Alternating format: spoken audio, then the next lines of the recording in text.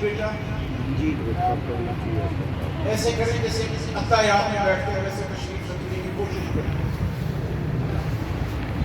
کمر سیدھی کر لیجئے اور آنکھیں موند لیجئے, آنکھیں ذرا بند فرما. پڑھیں بسم اللہ الرحمن الرحیم. بسم اللہ الرحمن الرحیم.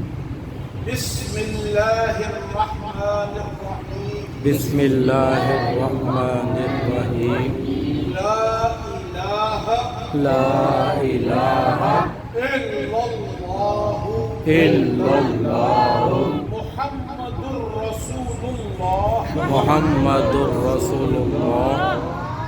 توبہ کی میں نے کفر سے, توبہ کی میں نے کفر سے, توبہ کی میں نے بدعت سے, توبہ کی میں نے بدعت سے, توبہ کی میں نے اللہ تعالیٰ کی ہر نافرمانی سے, توبہ کی میں نے اللہ تبارک و تعالیٰ کی ہر نافرمانی سے, اللہ تبارک و تعالیٰ کا اللہ تبارک و تعالیٰ کا اور حضور نبی کریم اور حضور نبی کریم صلی اللہ علیہ وآلہ وبارک وسلم کا صلی اللہ علیہ وبارک وسلم کا جو حکم میرے مرشد پاک میرے مرشد پاک آپ ارشاد فرمائیں گے, آپ ارشاد فرمائیں گے, اس کو میں دل و جان سے مانوں گا دل و جان سے مانوں گا اور اس پر عمل کروں گا, اور اس پر عمل کروں گا. اس بات پر اپنے اپنے اللہ کو گواہ بناتا ہوں اور اور آپ کے ہاتھ پر بیعت کرتا ہوں. یا اللہ میری بیعت, میرا تعلق روحانی, میرا تعلق روحانی, میرا تعلق غلامی میرا تعلق غلامی میرے مرشد پاک میرے مرشد پاک حضرت اقدس حضرت اقدس مولانا مولانا میاں محمد اجمل قادری کے ساتھ میاں محمد اجمل قادری کے ساتھ قبول فرما. قبول فرما. یا یا اللہ اللہ اس تعلق بیعت کو, اس تعلق بیعت کو میری نجات کا باعث بنا. آمین آمین. یا الہ العالمین. یا الہ العالمین. آپ سب کو بیعت میں بات. یہ بیعت ایسا بڑا رشتہ ہے کہ حضور نبی کریم صلی اللہ علیہ وآلہ وسلم کے لاڈلے داماد سیدنا عثمان غنی رضی اللہ تعالی عنہ ایک مجلس بیعت میں شامل نہ تھے. حضور علیہ السلام نے فرمایا کہ یہ بیعت ایسا رشتہ ہے جو انسان کو براہ راست جنت میں داخل کرنے کا وسیلہ. فرمایا میرا داماد عثمان یہاں نہیں ہے, یہ عثمان کا ہاتھ ہے, یہ عثمان کا ہاتھ ہے. ھذا ید عثمان وھذا ید محمد. اور حضور علیہ السلام نے اپنے داماد کی غائبانہ بیعت. یہ بیعت جو ہے اہل سنت والجماعت کا امتیازی شعار. اہل سنت میں اور اہل تشیع میں فرق. اہل تشیع ایک اس امام کا عقیدہ رکھتے ہیں جو قرب قیامت کو ظاہر ہو گئے, لیکن اہل سنت والجماعت بغیر امام کے نہیں رہتے, ان کا مرشد ان کا امام ہوتا. اور یہ تعلق بیعت اہل سنت والجماعت کا امتیازی شعار. دنیا کی سب سے بڑی اسلامی یونیورسٹی دارالعلوم دیوبند, جہاں مولانا حسین مدنی نے پڑھا، جہاں مولانا اشرف علی تھانوی نے پڑھا، جہاں مولانا احمد علی لاہوری نے پڑھا، جہاں مولانا عبید اللہ سندھی نے پڑھا، جہاں مولانا قاسم نانوتوی نے پڑھایا، اس دارالعلوم دیوبند میں جہاں بانی جماعت تبلیغ کے سب سے بڑے بانی حضرت جی مولانا محمد یوسف صاحب کے والد گرامی امیر تبلیغ ہمارے حضرت نے بھی اس دارالعلوم دیوبند سے پڑھا، اس دارالعلوم دیوبند سے جہاں سے آج تک 56 لاکھ علماء فارغ ہو چکے ہیں، 56 لاکھ علماء، اور 180 سال سے وہاں 40,000 علماء ہر وقت پڑھتے ہیں۔ اس دارالعلوم دیوبند میں شیخ الحدیث جو سب سے بڑا عالم ہے، اس سے لے کر چپڑاسی تک کوئی ایک بھی ایسا نہیں ہوتا جو بے پیرا ہو، جس کا مرشد نہ ہو۔ اس لیے اہل سنت والجماعت بیعت کو امتیازی شعار سمجھتے ہیں۔ جو لوگ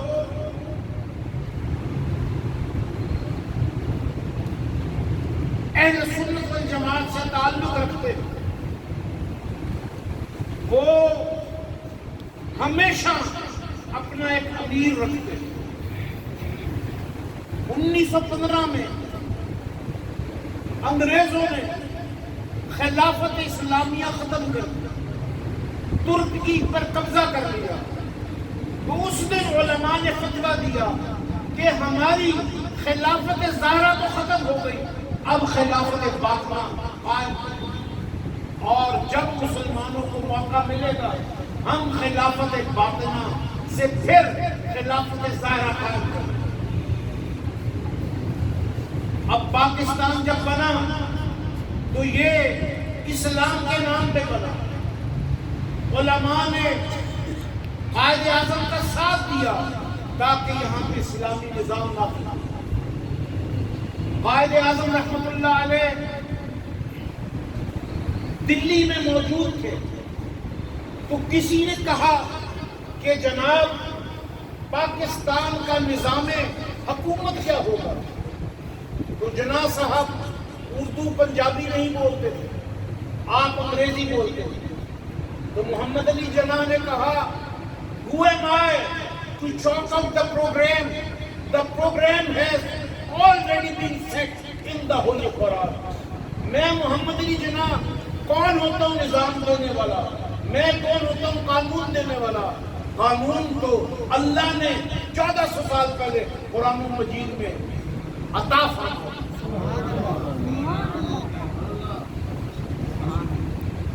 میرے محترم دوست، 1915 میں جب انگریزوں نے ترکی کی حکومت ختم کی اور وہاں سے خلافت اسلام میں ختم ہوئی،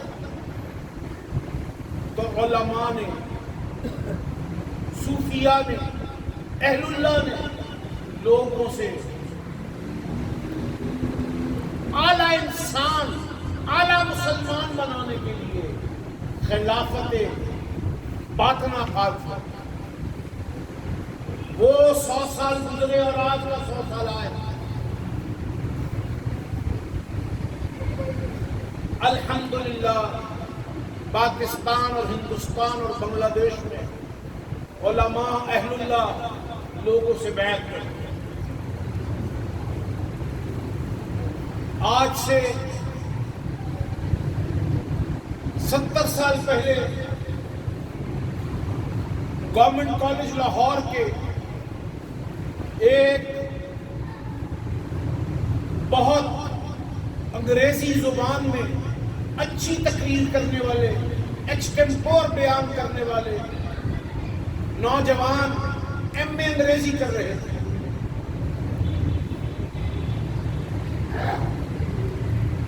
وہ ہر صبح ہمارے مدرسے میں شیراں والا دروازہ لاہور میں جو دیوبند پنجاب کہلاتا ہے، حضرت مولانا احمد علی لاہوری رحمۃ اللہ علیہ جو میرے دادا جان تھے، ان کی خدمت میں حاضر تھے۔ حضرت روزانہ فجر کے بعد درس قرآن مجید دیتے اور وہ 1 گھنٹے کا جو درس قرآن پاک ہوتا تھا وہ لوگوں کو 1400 سال پہلے کے زمانہ نبوی میں لے جاتا تھا۔ 1927 28 اور 29 میں اسی والٹن کے آخر میں آرے بازار سے فجر کے بعد ٹانگے چلتے جو لوگوں کو درس قرآن کے لیے شیراں والا دروازہ لاہور میں مزم سے پچھڑے سے لوگ فجر کے بعد شیراں والا مسجد پہنچ جاتے ہیں اور حضرت لاہوری رحمۃ اللہ علیہ درس قرآن ارشاد فرماتے اور لوگوں کی روحانی اخلاقی قرآنی تربیت کی، کیونکہ حضرت فرماتے تھے مسلمان بننا کمال نہیں، ادھر آپ نے لا الہ الا اللہ محمد رسول اللہ پڑھا اور آپ مسلمان ہیں، لیکن فرماتے تھے احمد علی لوگوں کو مسلمان نہیں بنانا چاہتا، احمد علی لوگوں کو انسان بنانا چاہتا، انسان میں شرافت ہو، انسان میں شائستگی ہو، انسان میں قوت برداشت ہو، انسان میں لوگوں کے لیے قربانی ہو، تو وہ اچھا انسان بن سکتا ہے اور اچھا انسانی حقیقت میں اچھا مسلمان۔ تو جب گورنمنٹ کالج لاہور کے انگریزی کے ایم اے انگریزی کے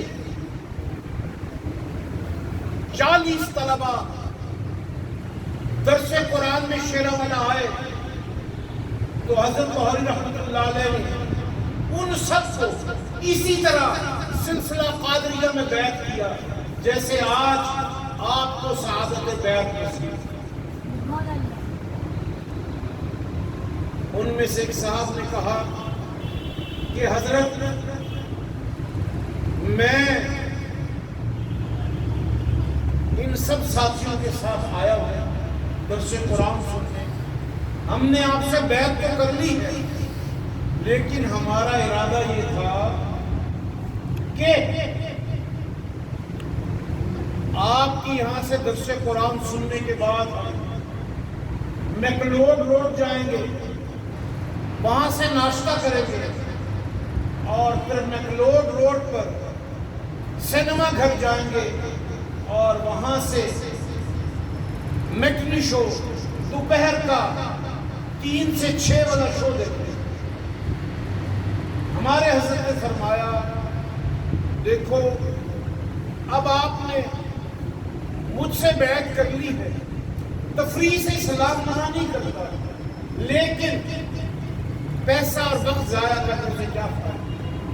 تفریح وہ ہو جس سے آپ اپنے کام آ سکیں اور دوسروں کے کام آ سکیں۔ انہوں نے کہا حضرت ہم تو ارادہ کر کے آئے۔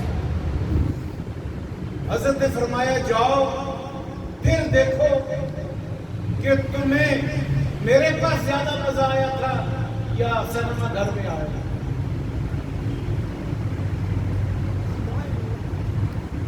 اس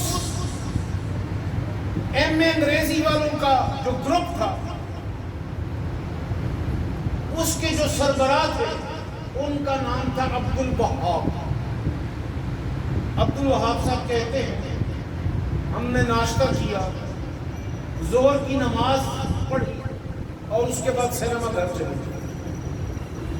اب ہم سب لڑکے ایک لائن میں بیٹھے تھے،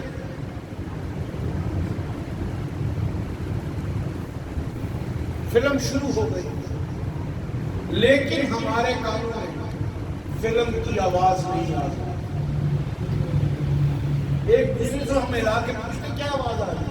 انہوں نے کہا ایسے لگ رہا ہے جیسے مولانا احمد علی لاہوری تقریر کر رہے ہیں۔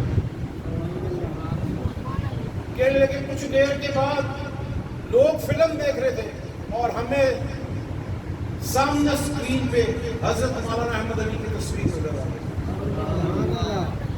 کہنے لگے جب آدھا گھنٹہ گزر گیا، 1.5 گھنٹہ گزر گیا، ہاف ٹائم ہو گیا، لوگ کھانے پینے لگ گئے اور فلم پہ تبصرہ کرنے لگ گئے.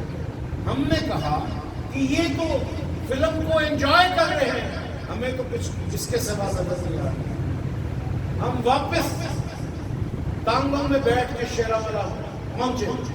حضرت نے فرمایا تم لطف لے آئے؟ انہوں نے کہا حضرت ہمیں تو آپ کے سوا کچھ دکھائی نہیں دیا.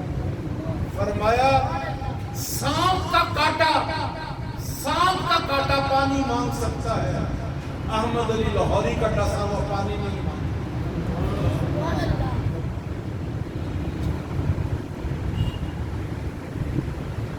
ان عبد الوہاب صاحب نے کہا حضرت میں نے ہم نے انگریزی کا امتحان دینا ہے لیکن میرا دل تو آپ کے پاس ہے. فرمایا جاؤ تیاری کرو. ہم سب کے سب انگریزی میں آکسفورڈ یونیورسٹی میں ہمارے پرچے گئے اور اعلیٰ نمبر لے کے پاس. اور اس دن کے بعد ہم میں سے کسی نے ریزر کو تکلیف نہیں دی، داڑھی نہیں منڈوائی. اور جب ہم امتحان دے کے آئے تو سب کے سب نے حضرت لاہوری سے کہا کہ ہم دین پڑھنا چاہتے ہیں.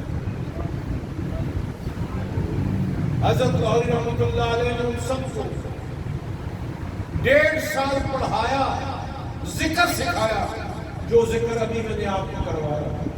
اس کی 12 سبق جب ان کے مکمل ہوئے تو حضرت لاہوری نے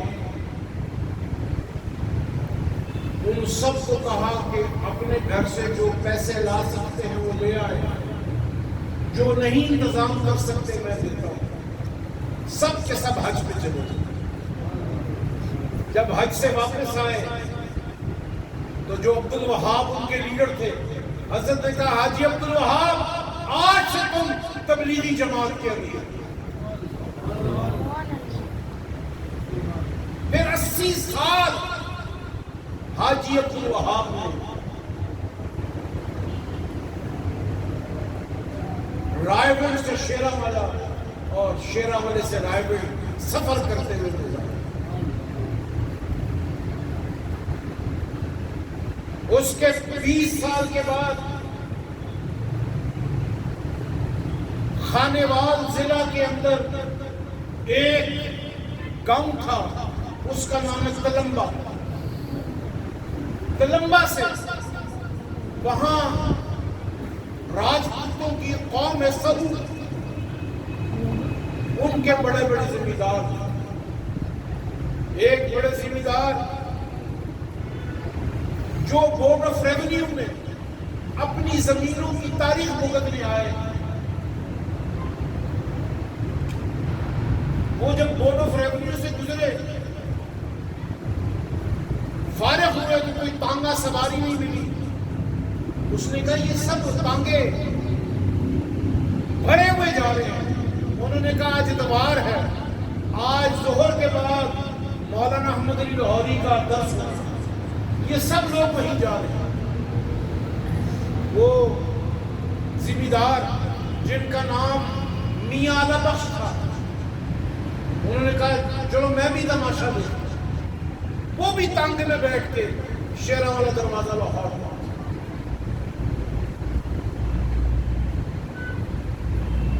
حضرت لاہوری رحمۃ اللہ علیہ نے درس قرآن ارشاد فرمایا. اس کا موضوع تھا پاگل قوم. اس نے کہا یہ عجیب مولوی صاحب ہے، ان کی تقریر کا موضوع سب سے نرالا اور مختلف ہے، پاگل قوم. تو میاں لبخ جمیل صاحب سے میں نے بہت بچپن میں یہ واقعہ سنا. فرمانے لگے کہ حضرت نے کہا کہ جو صحیح کام کرے اس کو عقل مند کہتے ہیں اور جو بے وقوفانہ کام کرے ان کو پاگل کہتے ہیں. تو فرمایا جو زندگی ایسے گزارے جیسے اللہ چاہتے ہیں وہ عقل مند ہے، اور جو زندگی ایسے گزارے جیسے شیطان چاہتا ہے وہ پاگل ہے۔ حضرت نے فرمایا کہ لوگوں، پاگلوں کو تم اپنی محفل میں رہنے نہیں دیتے تو اللہ کیا اتنا بے وزن ہے کہ اس کے پاس عقل مند اور پاگل سب ایک جیسے ہو سکتے نہیں ہوتے۔ نیک اور برے، اچھے اور برے ایک برابر ہوئے، برے اپنا انجام پائیں گے اور اچھائی والے اپنا انعام پائیں گے۔ میاں علامہ بخش جمیل صاحب نے کہا کہ حضرت میرے بیٹے ایک 10ویں میں پڑھتا ہے، ایک 9ویں میں پڑھتا ہے، ان کو میں آپ کے سپرد کرنا چاہتا ہوں۔ میں 40 پرسنل زمین کا مالک ہوں، لیکن میں اپنے بیٹوں کو اگر انسان نہ بنا سکا اور 20 روپے کا ذمہ دار بنا کے دنیا سے چلا گیا تو میری قبر میں کیا حال ہو۔ حضرت نے فرمایا تم تاخیر سے آئے۔ حضرت بخاری رحمۃ اللہ علیہ نے کیا فرمایا؟ تم تاخیر سے آئے، تم جب دوبارہ آؤ گے تو میں نہیں ملوں گا، تم جب دوبارہ آؤ گے تو میں نہیں ملوں گا۔ میری جگہ میں نے اپنے بیٹے کو تیار کیا ہے، اس کا نام ہے مولانا عبید اللہ انور۔ کیا نام ہے؟ مولانا عبید اللہ، سب فرمائیے مولانا عبید اللہ۔ تم اپنے بیٹے لے آنا اور میرے بیٹے کے سپرد کر دو۔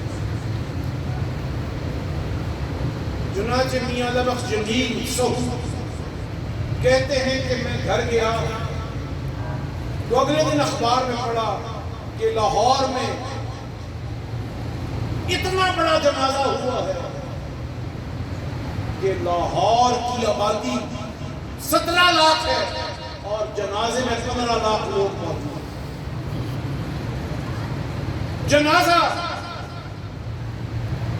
10 کلومیٹر لمبا تھا، اگلا رخ اس کا، اگلا اس کا سرا میانی صاحب قبرستان میں تھا اور پچھلا سرا شیرا والا گیٹ میں۔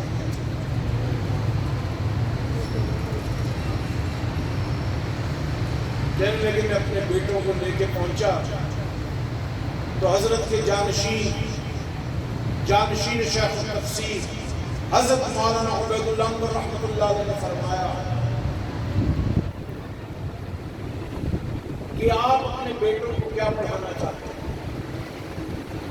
انہوں نے کہا کہ ہم ذمہ دار ہیں، میں یہ چاہتا ہوں کہ میرے دونوں بیٹے ڈاکٹر ہوں۔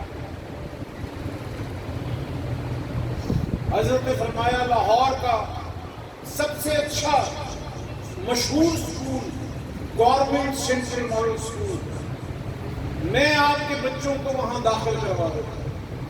یہ صبح اسکول جائیں گے، شام کو مجھ سے اللہ اللہ سیکھیں گے، قرآن پاک کی تفسیر کریں گے۔ چنانچہ میاں علامہ بخش جمیل کے دونوں بیٹے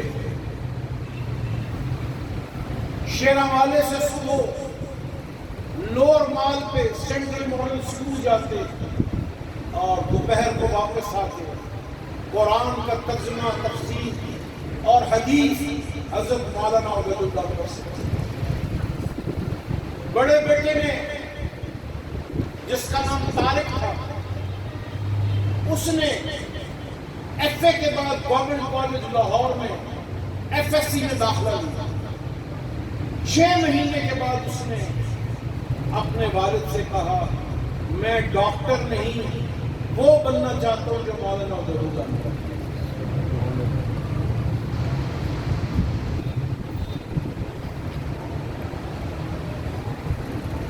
وہ میاں علامہ بخش جمیل لڑنے کے لیے ہمارے حضرت کے پاس آئے کہ میں نے تو اپنی اولاد کو آپ کے سپرد کیا تھا کہ آپ ان کو لائق بنائیں گے، آپ نے تو ان کو ملوٹے بنانا. حضرت نے فرمایا نہیں، ہم نے وعدہ کیا ہے آپ کا بیٹا ڈاکٹر ضرور بنے گا، چلو ایک بیٹا میرا جیسا اور ایک تمہاری خواہش ہے. ایک بیٹا میرے جیسا، ایک تمہاری خواہش. حضرت نے رات کو حاجی عبدالوہاب کو رائے گڑھ سے بلایا، کہا یہ بچہ ہے، اس کو لے جائیں، اس کو رائے گڑھ میں پڑھائیں اور عالم بنا کے میرے پاس لائیں. وہ 2 سال کے بعد عالم بنا کے لے آئے. حضرت نے ان کی دستار بندی کی اور ان کا ماتھا چوما، اور اللہ نے اس طارق کو مولانا طارق جمیل بنا. اور پھر چھوٹے بیٹے کو اللہ نے داڑھی کے ساتھ ساتھ، عالم ہونے کے ساتھ ساتھ کارڈیولوجی کا، دل کا ڈاکٹر بنا دیا، اور وہ آج ڈاکٹرز اسپتال میں شعبہ کارڈیولوجی کا ہیڈ. اللہ نے جو وعدہ حضرت مولانا عبید اللہ عنور نے ان کے والد سے کیا تھا، بڑے کو طارق جمیل بنا دیا اور چھوٹے کو ڈاکٹر. میرے محترم دوست، میں یہ عرض کر رہا کہ دارالعلوم دیوبند میں شیخ الحدیث سے لے کے چپڑاسی تک کوئی بے پیرا نہیں. اس لیے کہ جب انسان روحانی طور پر اپنے مرشد کے قلب سے وابستہ ہوتا ہے تو وہ اصل میں قلب مصطفیٰ سے وابستہ ہوتا ہے. جب ہم لا الہ الا اللہ محمد رسول اللہ پڑھتے ہیں تو میرا اور آپ کا قلب، میرا اور آپ کا دل مصطفیٰ سے جاگ جاتا ہے. حضور علیہ السلام کے قلب عطر سے ایمان کی نورانی شعائیں آتی ہیں اور انسان کو ایمان پر قائم ہوتا ہے.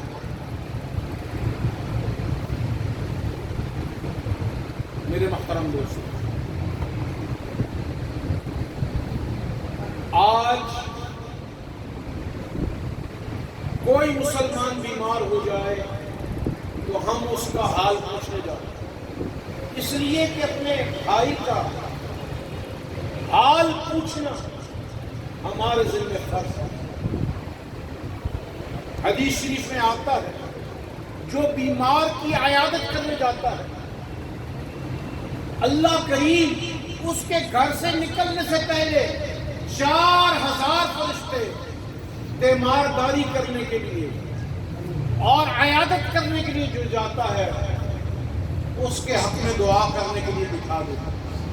اور جب تک وہ مریض کو پوچھ کر واپس آتا ہے وہ فرشتے اس کی مغفرت کی دعا کرتے ہیں.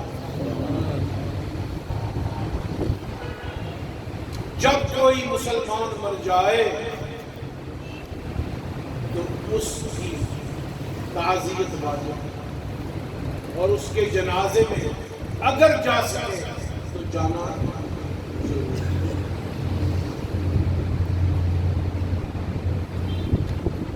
کوئی مسلمان مر جائے تو جنازے میں جانا، بولو جنازے میں جانا. لیکن نبی کریم صلی اللہ علیہ وآلہ وسلم جب دنیا سے تشریف لے گئے، حضور علیہ السلام جب دنیا سے تشریف لے گئے تو ان کا جنازہ کسی نے پڑھائی. ہم مرتے ہیں تو ہمارے جنازے ہوتے ہیں، لیکن حضور علیہ السلام جب دنیا سے تشریف لے گئے تو آپ کا جنازہ نہیں. بولو نہیں. کیوں؟ اس لیے کہ قرآن کہتا ہے قُلْ إِنَّكَ مَيِّتٌ وَإِنَّهُمْ مَيِّتُونَ، اے میرے محبوب صلی اللہ علیہ وآلہ وسلم آپ کے دنیا سے جانے کا انداز اور ہے اور باقی لوگوں کا اور دیکھیے جب ہم میں سے کوئی دنیا سے جاتا ہے تو اس کی روح جسم سے نکل کر نیک لوگوں کی روح آسمانوں پہ چلی جاتی ہے اور بدکار لوگوں کی روح زمین اور آسمان کے درمیان اپنے گناہوں کی وجہ سے بوجھل ہو کے پھرتی رہتی ہے اور جہاں بدبو ہوتی ہے، جہاں جنگل ہوتا ہے، جہاں ریگستان ہوتا ہے، وہاں ان کی روح پھڑپھڑاتی ہے۔ اب دنیا میں نبی کے جسم سے بڑھ کر نبی کی روح کے لیے کوئی جگہ نہیں جو اتنی پاکیزہ ہو جتنا جسد نبوی ہوتا ہے۔ اس لیے جب نبی پر موت آتی تو میری اور آپ کی روح جسم سے جدا ہو جاتی، لیکن نبی پر جب وقت اخیر آتا ہے تو ان کی روح سے مٹ جاتی ہے۔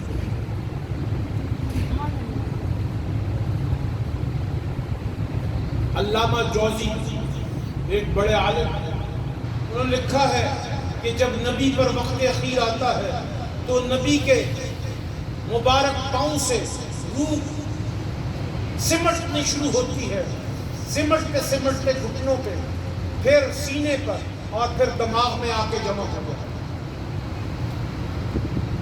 اور پھر لوگ جب انسان مر جاتا ہے تو اس کا جنازہ پڑھتے ہیں، اور نبی جب دنیا سے جاتا ہے اس کا جنازہ نہیں پڑھا جاتا، نبی پر صلاۃ و سلام پڑھا جاتا ہے۔ تمام صحابہ نے حضور علیہ السلام کی خدمت میں صلاۃ و سلام پڑھے، اور جب پوری امت کا ایک بڑا حصہ صلاۃ و سلام پڑھ چکا تو حضور جہاں وفات پائی وہیں دفن کر دیا۔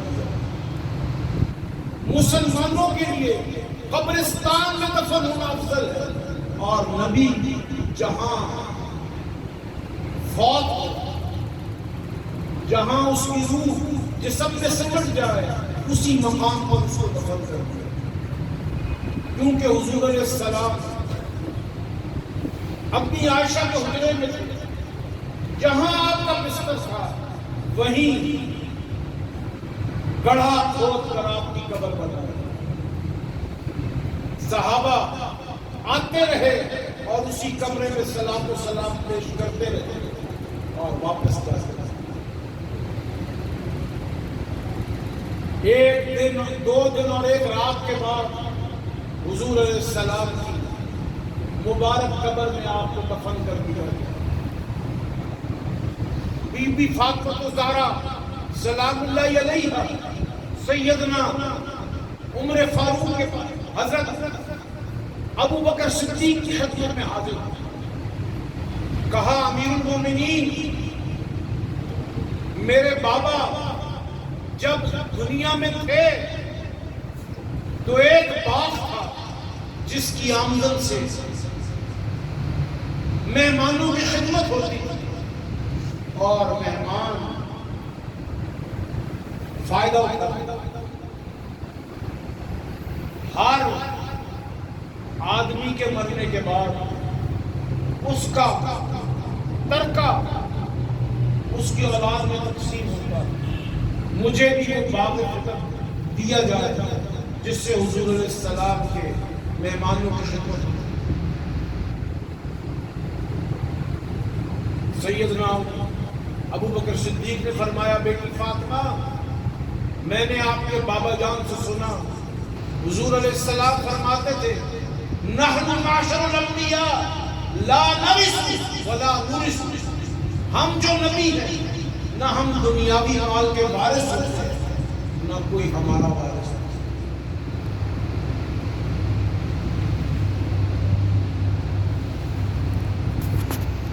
وہ بیت المال کا ملک تھا، بیت المال کے پاس رکھا. بیٹی فاطمہ آپ کے بابا جان مرے نہیں زندہ، اس لیے ترکہ مرنے والوں کا تقسیم. جب کوئی آدمی مرے تو اس کی بیوی بیوہ ہوتی ہے اور بیوہ کا نکاح کیا. لیکن نبی کی بیویاں بیوہ نہیں ہوئی، اس لیے کہ نبی حیات اس کی بیویاں سہاگن ہیں. نبی کی بیویاں اسی طرح ہیں جیسے ایک زندہ شخص کی بیوی. اس لیے نہ نبیوں کی بیویوں کا مرنے کے بعد کسی اور سے نکاح ہوتا، نہ ان کا ترکہ تقسیم ہوتا ہے، نہ نبی کا جنازہ ہوتا. کیوں؟ کلمہ طیبہ پڑھتے ہیں تو ہمارا دل مصطفیٰ سے جڑ. اگر ایک لمحے کے لیے حضور علیہ السلام پر موت آ جاتی، خدا نخواستہ نہیں آ سکتی، اگر آ جاتی تو تمام دنیا کے لوگ بے ایمان ہوتے. اس لیے کہ ایمان کا نور، ایمان کی حرارت، ایمان کی روشنی قلب مصطفیٰ سے آ رہی ہے. آپ دیکھتے ہیں ابھی بجلی گئی ہوئی تو کیا ہوا؟ اندھیرا ہوا. تو اگر مدینے کا پاور ہاؤس فیوز ہو جائے، وہ کام نہ کرے، تو ہم سب کے یہاں اندھیرا ہو جائے. جب اندھیرا ہو جائے تو ہم خدا نخواستہ سب کے سب بے ایمان ہیں. اس لیے اللہ نے ہر دنیا کے شخص کو موت دی، لیکن اپنے محبوب کو موت ایسے ہی جیسے میں اور آپ کا. اس لیے کہ ہمارا ایمان حضور کی زندگی سے وابستہ ہے. یہ جو میں نے اور آپ نے بیعت کی ہے، اس بیعت کے 3 رکن ہیں. 2 رکن پورے ہوئے، اس کے 3 رکن ہیں. اقرار باللسان، زبان سے اقرار. دوسرا تصدیق بالقلب، دل کی گواہی. تیسرا الید فی الید، ہاتھ میں ہاتھ دو. بخاری شریف میں آتا ہے، حدیث کی اور کتابوں میں بھی آتا ہے. حضور علیہ السلام نے فرمایا جس نے مجھ سے مصافحہ کر لیا اس پہ دوزخ کی آگ حرام ہے. اس پر بولو فرمایا پھر اس سے جس نے مصافحہ، پھر اس سے جس نے مصافحہ، پھر اس سے جس نے مصافحہ، پھر اس سے جس نے مصافحہ. گویا جس نے حضور سے مصافحہ کیا، پھر اس سے کسی نے مصافحہ کیا، پھر جس نے اس کی تربیت کی، پھر جس نے اس کی تربیت کی، جس نے اس میں روحانیت پیدا کی، اس نے مصافحہ کیا، اس پہ دوزخ کی آگ. یہ جو میں نے کہا کہ اہل سنت والجماعت کے نزدیک بے پیلا ہونا ایک گالی. اہل سنت والجماعت اسی طرح مصافحہ کرتے ہیں جیسے میں نے اپنے مرشد سے کیا. انہوں نے 30 واسطوں سے اپنے مرشد سے کیا. انہوں نے سیدنا علی مرتضیٰ سے کیا اور سیدنا علی مرتضیٰ نے حضور نبی کریم علیہ السلام سے. تو آپ سب کھڑے ہوئے